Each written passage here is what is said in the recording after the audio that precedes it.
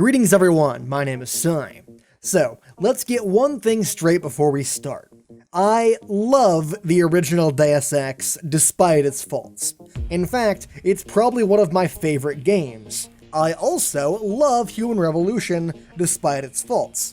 And Mankind Divided was solidly okay despite its faults. And what's funny about that is that mechanically, I think Mankind Divided tops Human Revolution in almost every way. So when I say I love the game despite its faults, I am mostly talking about the story and how it's kinda all over the place. Like how when the game starts, and it's been about 2 years since the end of the last game, and Jensen is now working for this whole new organization called TF-29, except he's kinda not because he's also a mole or something for the Juggernaut Collective, except not really, and you've got this new partner slash contact named Alex, and I've got no idea who the fuck she is, and apparently something really strange happened with Jensen and his augments in the intervening time, but the game never really gets around to explaining that, so presumably they're saving that for the next game, and I'm not gonna lie, I had a really hard time understanding what was going on, or why I was supposed to care about it the vast majority of the time playing the game.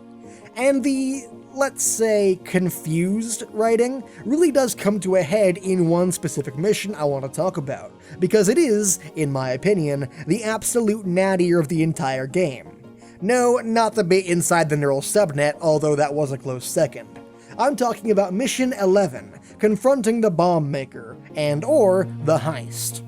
So the setup to these missions happens after you contact Janus and have to escape through the sewers. As you finally escape pursuit, you get a call from Alex telling you that VersaLife is moving some top secret stuff out of their bank vault and that it might be worth investigating. But at the same time, you also get a call from Nomad Stanek, who tells you that his daughter is in danger of dying. So the game makes you choose which mission to accept, saving the girl's life or seeing what secrets VersaLife has hidden away. Now, it's very important to note here that you cannot do both. You have to pick one or the other. And does that bother anyone else to have a choice this blatant and this binary in a Deus Ex game of all things? For example, and keep in mind I'm just speculating here, but if for whatever reason the original Deus Ex decided to give you a similar choice, I'd bet that if you were fast enough or had done something special earlier, it would be possible to do both. And even if not, at the very least it wouldn't have been this ham-fisted about it, considering one of the main selling points of every Deus Ex game is that they revolve around player choice. But it's not just the fact this choice exists that bothers me, but the way the game artificially gates those choices that really gets me going. Okay, so the conceit of the mission is that VersaLife is moving stuff out of their vault right now, and Allison is also about to die right now. The reason you can't do both is that the other will have happened by the time you've done just one of them, but that's not really the case. As soon as you get the choice, you can go dick around with side missions or stand oblivious in the streets for hours on end, and VersaLife will be no closer to finishing, and Allison will be no closer to killing herself. Rather, the other thing only happens once you've broken into either the bank or the apartment complex. Now, in most games, the idea that time only passes when you're doing stuff that's important to the plot is pretty standard, but this is a Deus Ex game. Like, remember the first mission of Human Revolution? We were told there's a bomb in the room with hostages, and if you don't disarm it fast enough, it'll blow up? Well, true to its word, that is a timed thing. If you dick around for too long, the bomb will go off. So, in my mind, when a Deus Ex game says, "Please hurry," I believe it, except that's not the case here. You could dick around for hours beforehand, or sprint your way through the mission, but you can only ever do one. Now, on my original playthrough, I was doing a non-lethal approach to things, so of course I opted to save the girl's life. So after ghosting my way into the apartment complex, I confront Allison, who is about to kill herself. Then I talk her down, and she decides not to go through with it. Hell yeah! Who even needs that stupid social enhancer aug when you're smart as I am? And then from out of nowhere, 2 agents suddenly appear behind me and arrest her. And I'm thinking, what the fuck? How did they get in here? We're on the 3rd floor of an apartment complex guarded by heavily armed religious fanatics that I just finished sneaking around. Then I walk outside and see that apparently in the 3 minutes I was talking to Allison, the trigger-happy police conducted the world's quietest raid outside and arrested every single equally trigger-happy cultist without so much as a single shot being fired. So, being extremely confused at this point, I decided to reload right before the conversation with Allison to see if maybe I had missed something. So I confront her again, and just for shits and giggles, I decided to pick different dialogue choices to see what'll happen. And, to my surprise, I won again. Now, starting to smell a rat, I reload a third time for curiosity's sake, with the intention of trying to lose. And the result? I picked what I thought were the worst choices and still won. Hell, I won even more than previously, because Allison actually handed me a device that would disarm all her bombs. Now, quick aside here, why would a religious fanatic completely devoted to her cause build a device that could disarm all the bombs in the first place?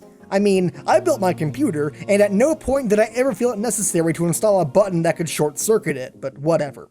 Anyways, after I failed at failing, I tried 2 more times to lose the conversation, but succeeded both times. And then, curiosity finally at a breaking point, I go to YouTube to see if it's even possible to lose this. And to my shock, apparently it is. But I think the fact that I tried to lose 3 times in a row and couldn't implies a serious problem here. If the choices I'm picking barely matter, to the point that even when I'm trying to pick one path, I'm forced back onto the other, then why the hell am I even actively participating?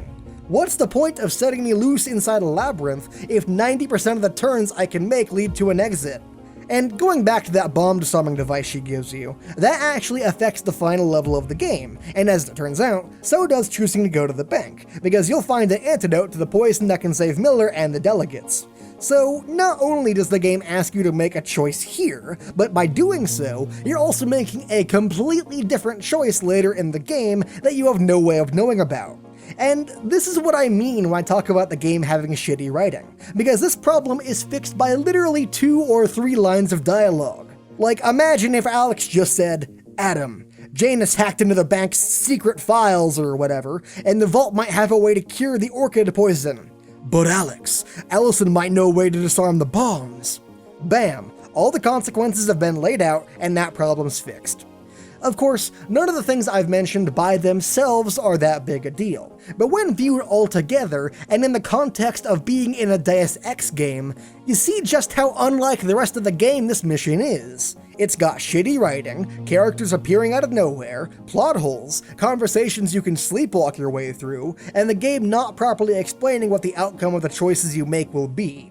You know, I swear, it feels like this entire level just came out of a completely different and considerably worse game. Hey everyone, thank you guys so much for watching. If you liked what you saw, I have a ton of other great videos on my channel, which you should totally go check out. Also, if you want to hear more of my infinitely sexy voice, I've got a vlog/let's play channel with hours of procrastination fuel called SciLive, link down below. And hey, I'm broke as shit, so if you like this video, go check out my Patreon, see if anything catches your eye. Speaking of which, a very special thank you to my lovely Patreon patrons, Matt Flowers, Isaiah Christo, Aaron Graff, Sauce Bucky, and Krista, for helping to support my endeavors. And finally, just want to say thank you guys so much for watching, and I'll see you guys next time. Later.